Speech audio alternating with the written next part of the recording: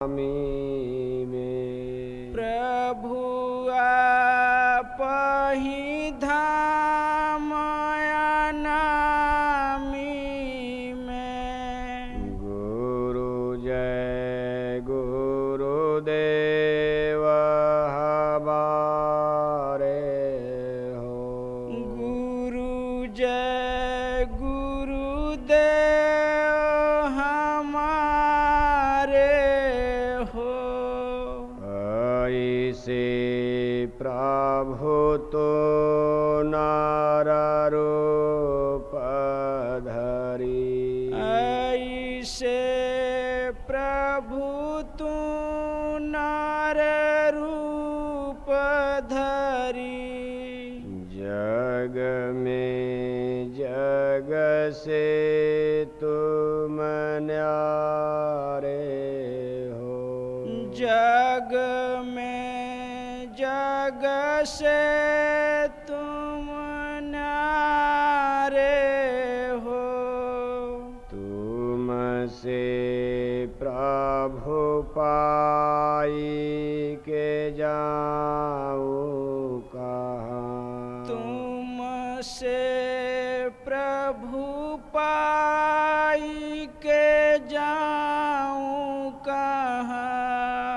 तुम ही बस एक सहारे हो। तुम ही बस एक सहारे हो। पितु मातु सहायक स्वामी सखा। पितु मातु सहायक स्वामी सखा। तुम ही गुरुदेव हमारे हो। तुम ही गुरुदेव हमारे हो। जिनके कोई और आधार नहीं। जिनके कोई और आधार नहीं।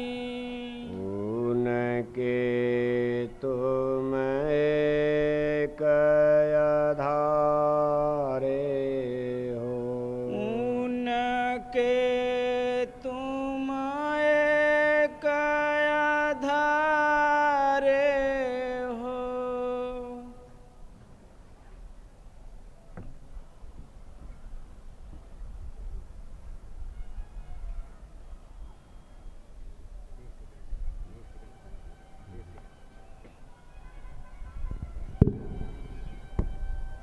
ध्यान दें।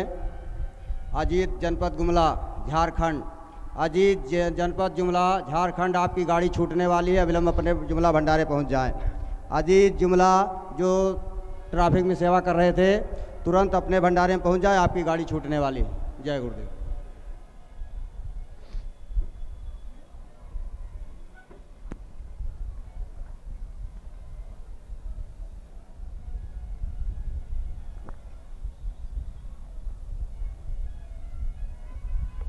आप सभी लोग प्रेम से परमपिता परमेश्वर कुल मालिक महाप्रभु के पावन नाम को याद करें। जय गुरुदेव। जय गुरुदेव। जय गुरुदेव। जय गुरुदेव।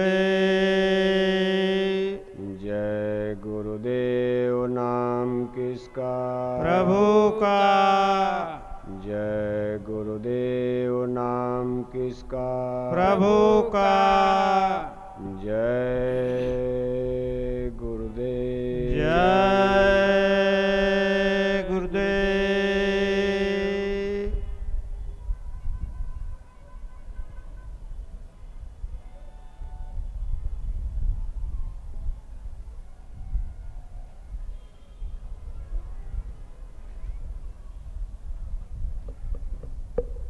परम पूज्य स्वामी जी महाराज, परम आदरणीय हुजूर महाराज जी, सभी सम्मानित सत्संग धर्म प्रेमी भाई बहनों, प्यारे बच्चों, परम पूज्य स्वामी जी महाराज की अपार दया कृपा से आदरणीय महाराज जी की रहनुमाई में, उनके संरक्षण में, परम पूज्य दादा गुरु जी महाराज की मान सम्मान में, उनकी यादगार में आयोजित होने वाला ये वार्षिक भंडारे का कार्यक्रम निर्विघ्न रूप से अपने समापन की तरफ आज 5वां दिन यानी अंतिम दिन लगातार आपने परम पूज्य स्वामी जी महाराज की गूंजती अमर वाणी, जो हमारे आपके लौकिक पारलौकिक जीवन के लिए हितकारी है, बहुत कुछ आपको सुनने समझने का अवसर प्रदान हुआ। मंदिर के देवता से दया दुआ आशीर्वाद बरकत की प्रसाद बराबर आपकी झोली में पड़ती रही। इस प्रसाद को ले जाकर अपने पुराने प्रसाद में मिलाकर बड़े हिफाजत के साथ किसी डिबिया में शीशी में रखकर अलमारी तिजोरी में सोने चांदी से भी बढ़कर इसकी हिफाजत और रक्षा करना, ये आपके दुख तकलीफ मुसीबत में बहुत काम आने वाली अमूलक वस्तु और चीज़ है। इसी तरह बराबर अपना श्रद्धा भाव प्यार अपने प्यारे सद्गुरु की दरगाह के प्रति, इस पावन पवित्र गुरुद्वारे के प्रति बनाए रखना। जब भी आपको समय मिले बराबर इस दरबार में हाजिरी देते रहना। मानव जीवन का कोई भरोसा नहीं है, किस दिन मौत की शहजादी आकर आपके चारपाई के सिरहाने खड़ी हो जाए।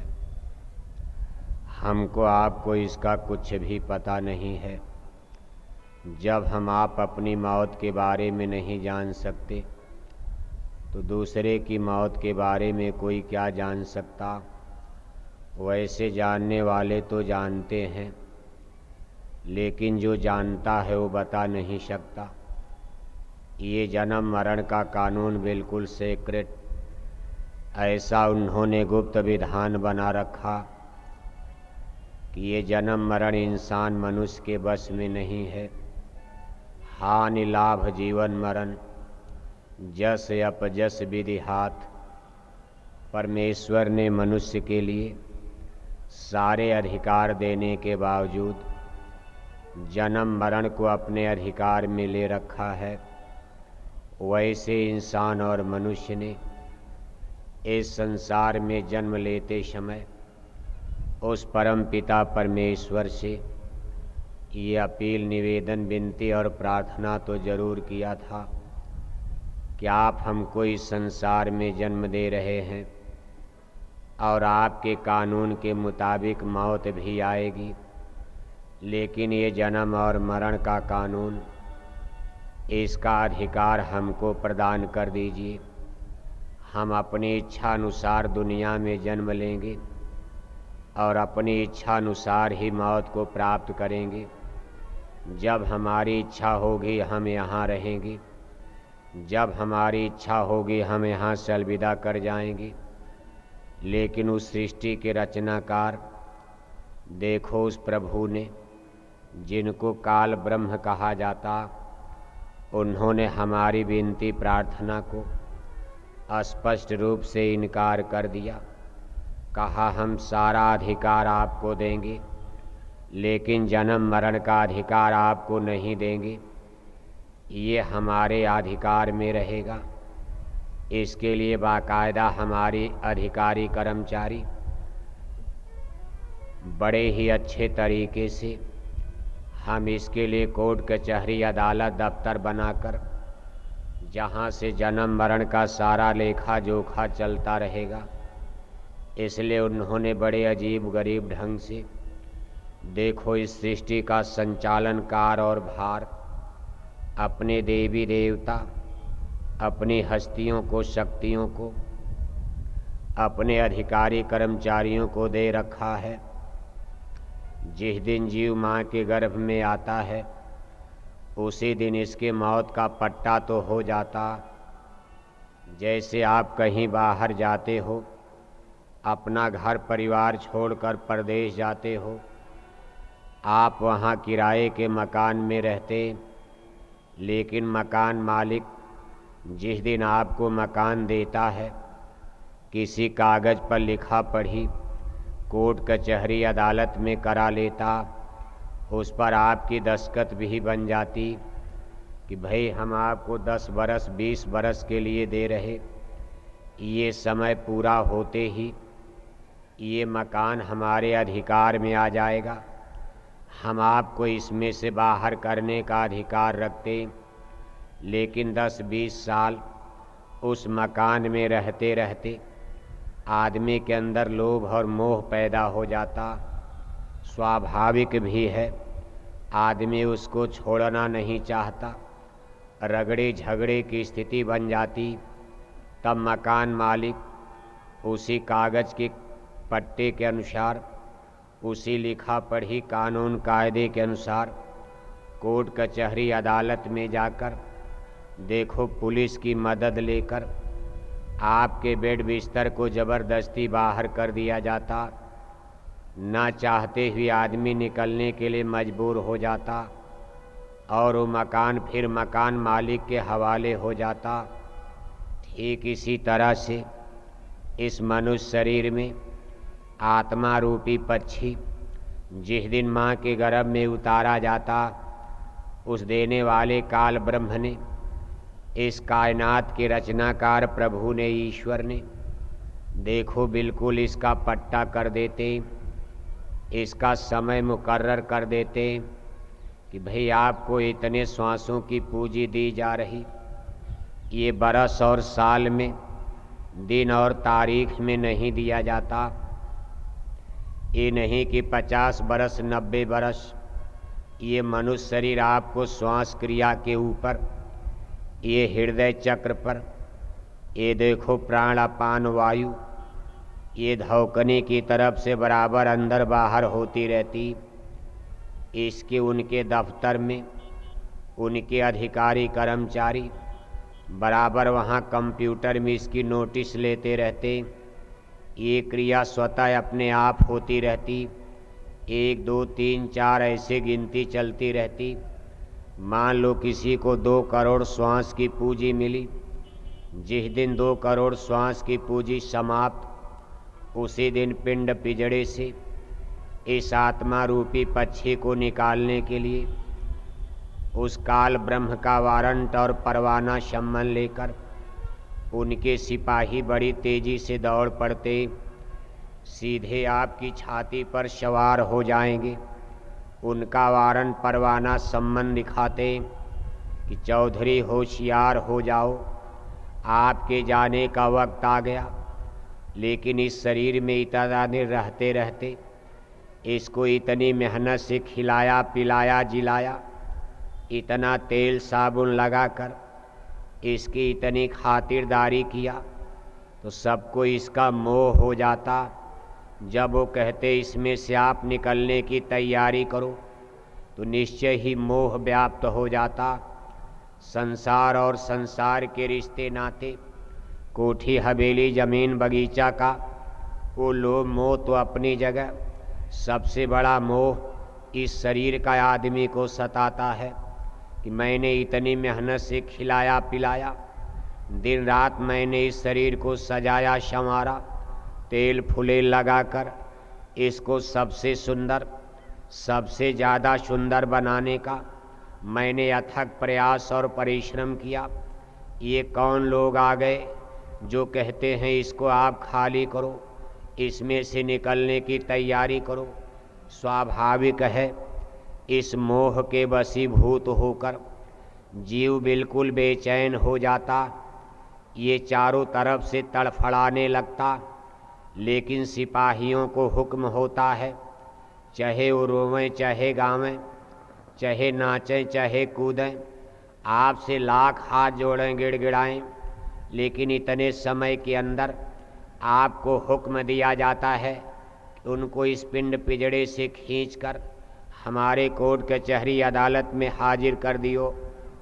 अब देखो सिपाही उनके हुक्म के पालन में लगते, जीव रोता है, चीखता है, चिल्लाता है। असह वेदना और पीड़ा इसी छीना झपटी में। तब देखो इसको चोट पहुंचाई जाती, वो मार मार करके हड्डियों को तोड़ते हैं। प्राण जीवात्मा की सारी रेज जैसे बिजली के तार समेटे जाते, खोपड़ी से लेकर हाथ पैर के अंगुली के नाखून तक।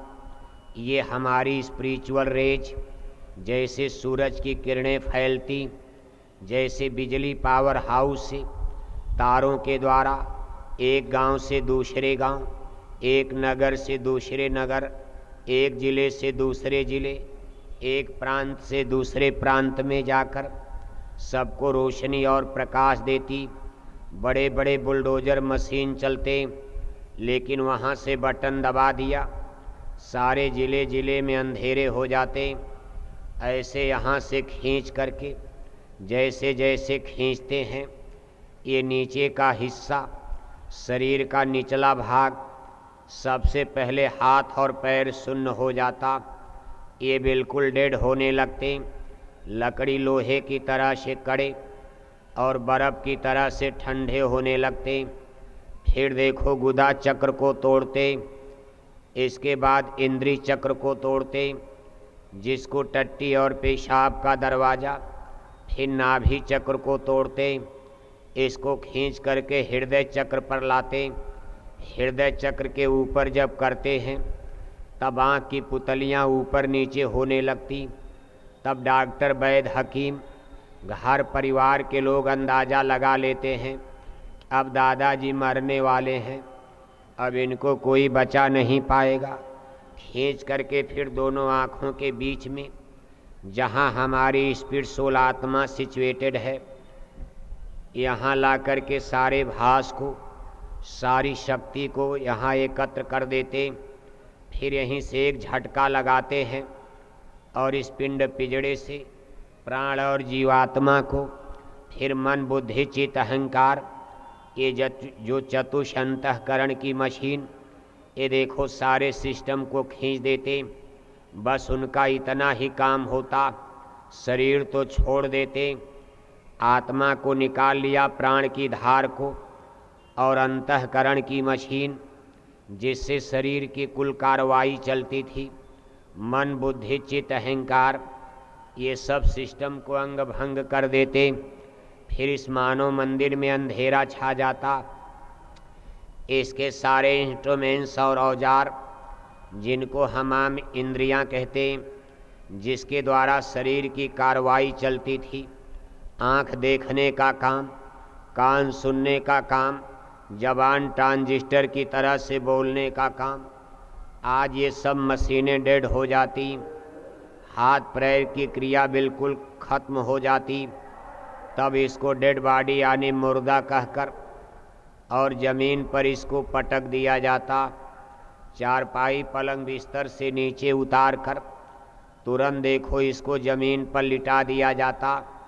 फिर जल्दी जल्दी कफन दफन की तैयारी करते और ले जाकर देखते देखते वही अपने ही घर परिवार के लोग, आज अगर आपको कोई गाली दे दे तो नाती पोता उसको गोली मार देंगे कि तुमने मेरे बाप दादे को गाली कैसे दे दिया।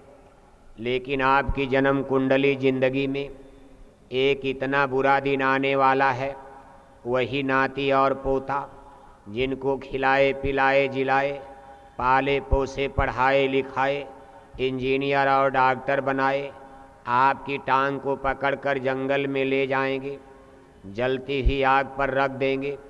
देखते देखते जलकर मुट्ठी भर राख हो जाएगा। कोई दुश्मन किसी को जलाने नहीं जाता। अपने ही घर परिवार के लोग जलाते, एक तरफ तो आँखों से आंसू बहाते हैं, दूसरी तरफ जलाते भी हैं ये रीढ़ की हड्डी। और ये देखो खोपड़ी जल्दी जलती नहीं है, तो डंडा और बांस उठाते हैं और बांसों से मार मार करके रीढ़ की हड्डी और खोपड़ी को तोड़ तोड़ कर आग में ऐसे उलट पलट करके जलाते जैसे शिकारी आग में मछली भूनता। जला जुला करके घर में आते। अपने हिंदू धर्म की परंपरा के अनुसार ये हिंदू लोग 10 दिन तक देखो घाट नहाते, जिसको 10वां कहा जाता।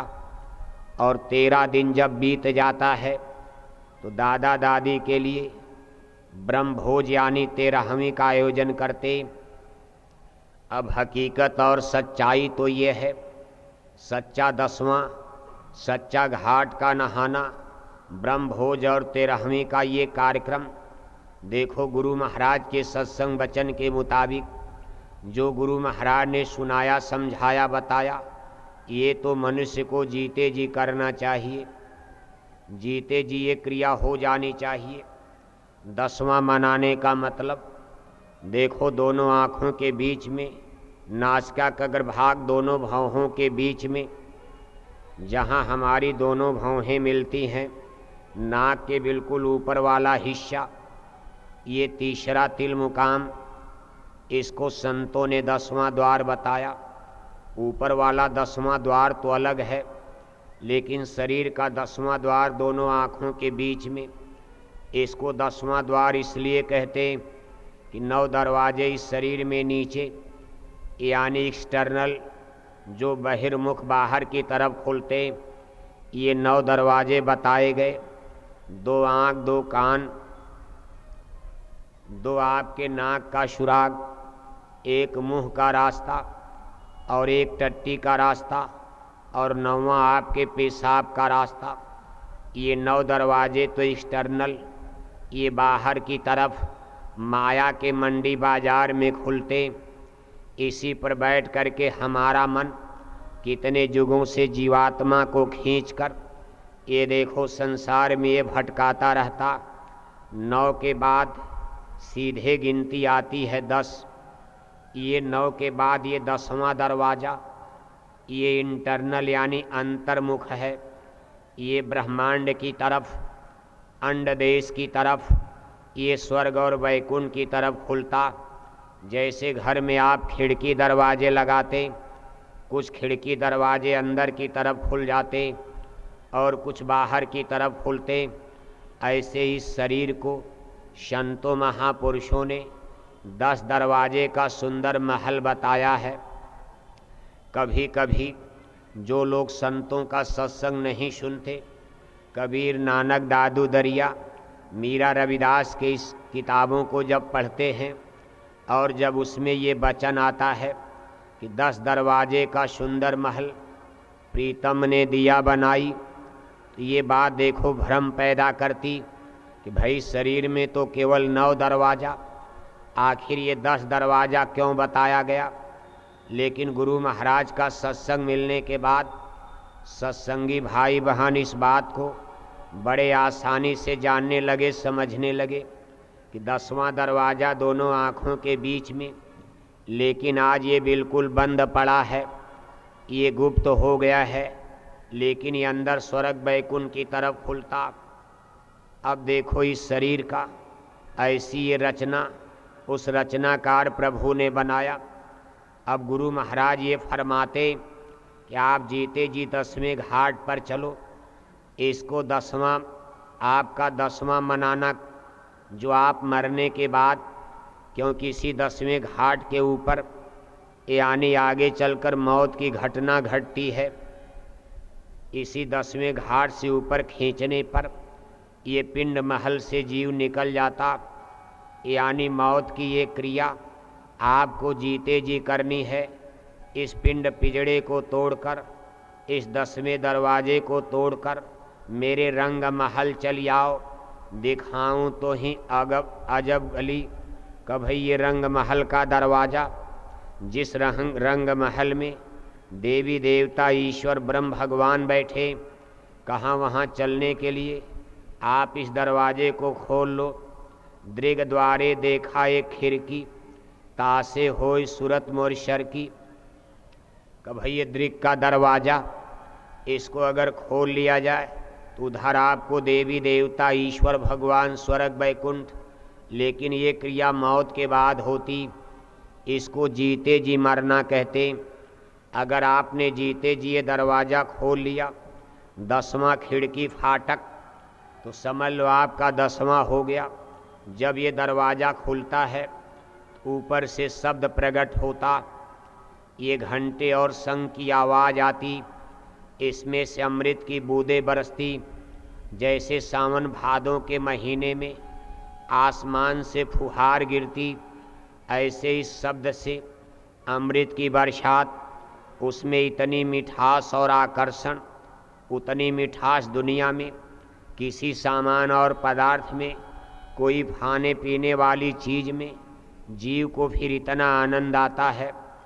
यानी यहाँ घाट, इस घट माने घाट पर बैठकर, ये भव सिंधु भव सागर का घाट है, यहाँ बैठ कर के शब्द रूपी अमृत की बरसात हो रही। जब ये सूरत आत्मा और हमारा मन इसमें स्नान करता है, इसके जन्म जन्म के अघ और पाप धुलते। इसको कहते हैं घाट का नहाना। यानी 10वीं गली 10वें द्वार में घाट पर बैठ कर के शब्द रूपी अमृत में स्नान करो, जन्म जन्म के पाप के मैल धुल जाएंगे, जन्म जन्म की काई धुल जाएगी। इसके आगे चलने के बाद देखो 5 और 3 का बंधन, 10 और 3 का बंधन, ये 10 इंद्रियां, 5 ज्ञानेंद्रियां, 5 कर्मेंद्रियां। 5 ज्ञानेंद्रियों में 5 हमारी ज्ञानेंद्रियां। पहली देखो हमारी आपकी आँख, जिसके द्वारा हम दुनिया को देखते। दूसरा हमारा आपका कान, जिससे इस मृत्यु नगर को सुना जाएगा। तीसरी हमारी आपकी नाक, जिसके द्वारा हम गंध और दुर्गंध का ज्ञान और बोध प्राप्त करते, इसको नासिका इंद्रिय कहते। चौथी हमारी आपकी जिह्वा जुबान, जिसको रसना इंद्रिय कहते, जिसके द्वारा हम टेस्ट और स्वाद का अनुभव करते।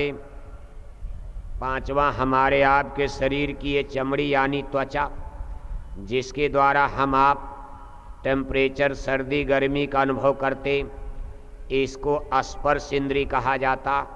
ये 5 ज्ञानेंद्रियां और 5 कर्मेंद्रियों में एक हाथ, दूसरा हमारा पैर, तीसरा टट्टी का रास्ता, चौथा पेशाब का रास्ता और 5वां हमारा ये मुख, जिसके द्वारा हम भोजन करते, वाणी का उच्चारण करते।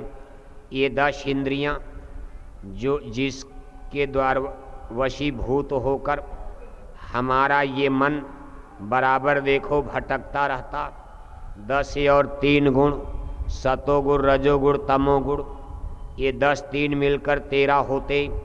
जब जीव इस दरवाजे को तोड़कर ये सूरत आत्मा आगे निकलती, इंद्रिय और ये गुणों के सारे बंधन छूट जाते। यानी तब इसकी असली 13वीं, यानी ये ब्रह्म भोज, ब्रह्म माने ईश्वर, भोज माने मिलना होता, जिसको आप 13वीं कहते हो ब्रह्म भोज। ब्रह्म भोज का वास्तविक मतलब ब्रह्म माने ईश्वर, भोज माने मिलना, यानी भगवान से, परमेश्वर से। आपका मिलन तभी हो सकता जब ये 10 इंद्रियां और 3 गुणों के बंधन को तोड़कर हम गुणातीत अवस्था को प्राप्त करते।